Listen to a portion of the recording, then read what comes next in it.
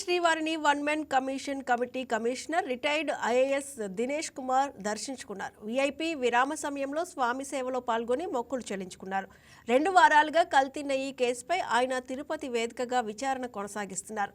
సుప్రీంకోర్టుకు సిట్ అందజేసిన నివేదిక ఆధారంగా ఇప్పటికే టీటీడీ నుంచి పలు డాక్యుమెంట్స్ను పరిశీలిస్తున్నారు. ప్రధానంగా ఈ కేసులో మనీ లాండరింగ్ జరిగిన విధానంపై ఆయన దృష్టి సారించినట్టు తెలుస్తోంది.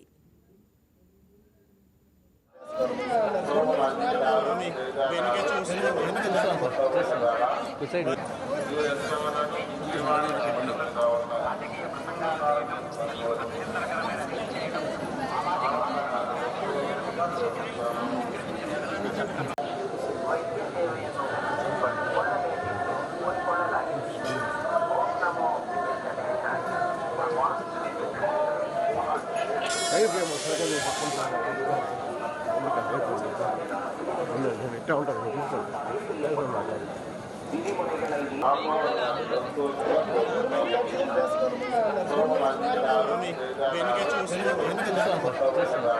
side.